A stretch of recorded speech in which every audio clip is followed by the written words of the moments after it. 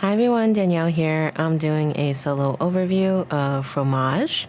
This game was sent to me by the publisher, and I'm grateful for the opportunity to cover one of my favorite board game arena games to play. I have this board set up. This is the quadrant that I guess is active for me.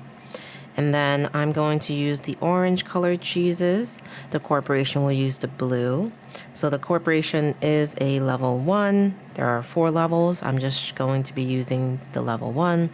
It does have a special rule here. It says at the start of each turn, the corporation draws an order card and makes the shown cheese in your venue. If it can't, it scores the order card. And then I'll just put all the order cards here. It will score 3 points per order card.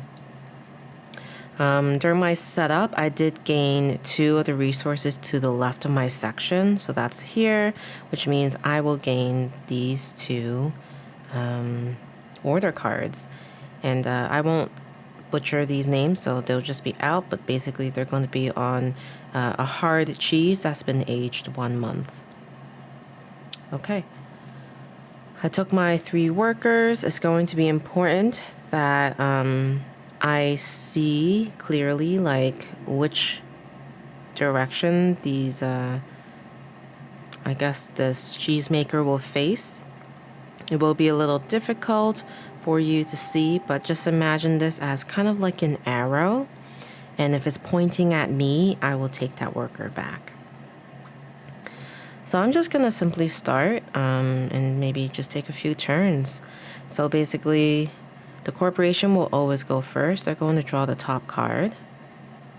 And it's going to place one of their cheeses on one of the sections that has this specific icon in my area. So it looks like we have only this one that it can place a cheese on. So we're going to grab a cheese from the board. So we'll grab the leftmost cheese and we will place it in that section that the order card specified, and then we'll just discard this. If there wasn't a spot to place the cheese that matches the order card, that's when they gain the order card. And now it's my turn. So I'm at the Villes. I'm not sure if that's how you say it. But this is basically an area control section. So the person who has the most cheeses in a certain section gains that customer. And then depending on the customer, you might get 3 points, 4 points, or 5 points. All right, so I think I'll probably use my hard cheese and put it on. I think I would love to put it on one of the orders I have. So I'm going to put my cheese here and then put my worker right on top to show that that's my worker. And then I completed one of these. So I'm just going to put the completed ones to the right of my board. You do get victory points for as many as you have. So you have like 1, you get 1 point. If you have 3, you have 3 points. 5, 7 points. 6 is 10 points. And after that, any additional is plus 4. And I could use as many workers as I have, so I could do 2 more things. I will really just be able to place 2 workers, though. I don't think I can create more than 1 cheese. I'll get some cows, I guess. I have to decide if I'm using the blue cheese or this soft one. I guess I'll just use this one, and I'm going to place it on. I'll just put it here and take 2 livestocks. Okay. And then I'm just gonna call that my turn. So now is the fun part. We rotate this by 90 degrees so that we have a brand new section of the board facing us. And at this point, we look around, see if there are any of my workers facing me. This is facing me, so I take it back. I leave the cheese there but I take it back. All right, so the corporation will take its turn. It's going for a blue cheese aged 3 months. So blue cheese aged 3 months. So it looks like it'll be this one. And it doesn't matter if there's a symbol here that requires an icon, but you know, the AI ignores that. So we're just gonna put their piece there and call it a day. My turn. I need to get some grapes. I'm going to place this right here and get 3 of those. And 1, 2. I mix these all up, and of course they're all the same color, so yeah. So I gained 3 of these. All right. And then what can I put down? So now that I have a grape, I think I'll use a grape and place this yellow on a silver plate, and I gain a jam. Go ahead and do that.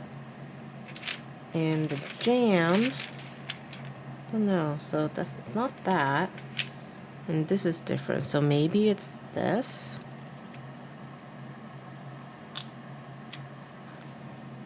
I'm not really sure where the jam bottles are.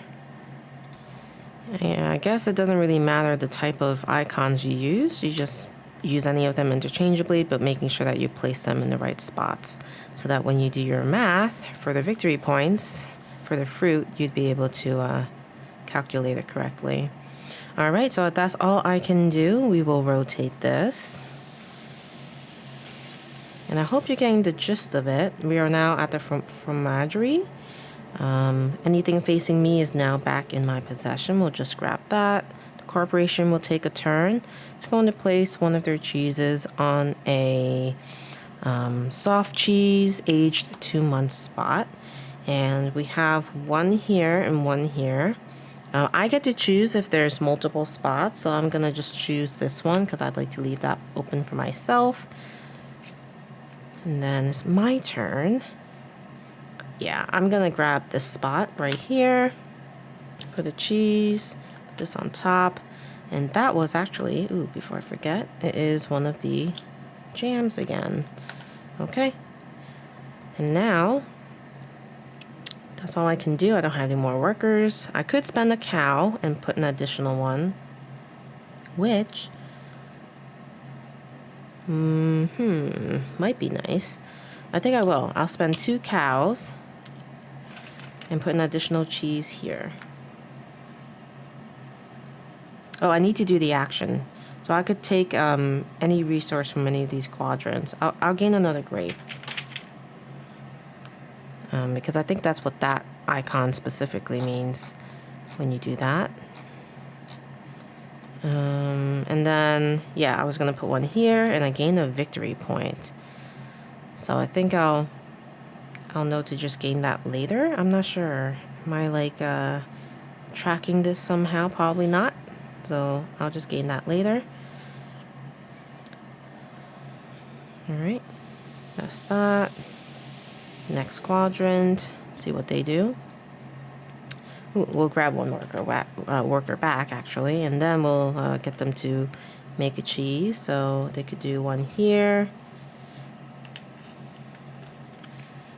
It's my turn, and this is such a relaxing game. Like it is a little bit puzzly because you have to kind of think through each quadrant how it works. So there's the festival, and you want to try to connect all of your cheeses to make the longest chain of cheeses, and these kind of wild sections also count towards it. And then the more cheese you have linked together or adjacent to each other, the higher the victory points. So I have this yellow cheese. I also have this yellow cheese order, so or the hard cheese is what they call it. And I have grapes too, so let me see.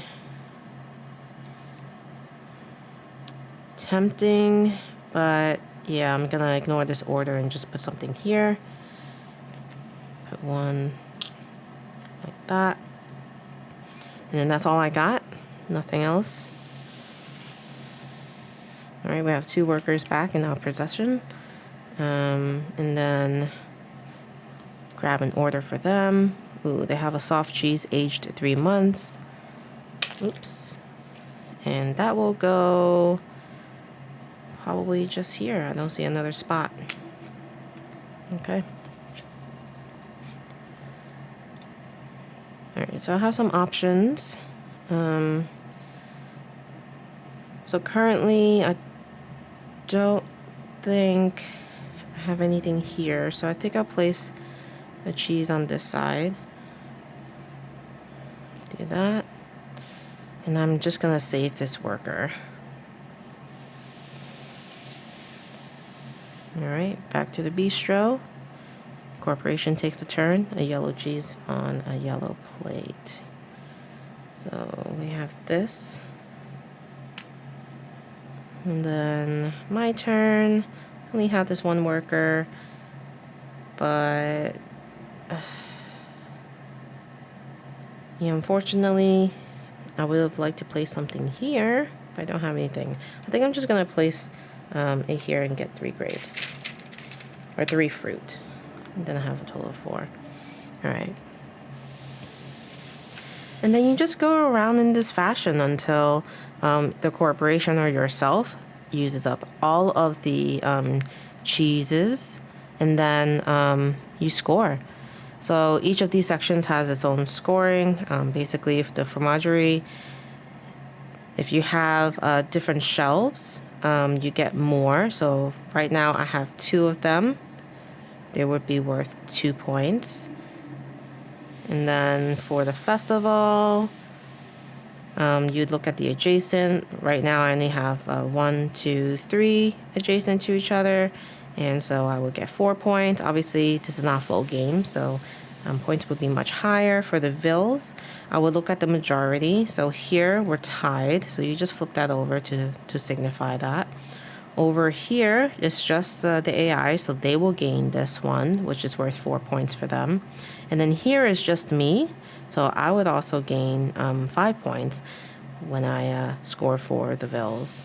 And then bistro, you score for any of the tables where you have 2 of your same icons. Right now, I don't have an example of that to show you, but if you have 0, then you would just score 0 for the, I don't know the ages, the 1 month, and then 2 for the 3 month, and 4 for the 6 months. I think that's what that is.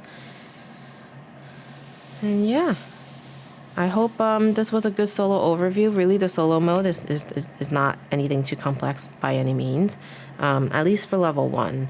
Like I said in the beginning of the video, there are 4 levels, so it would be interesting to maybe play a campaign type game.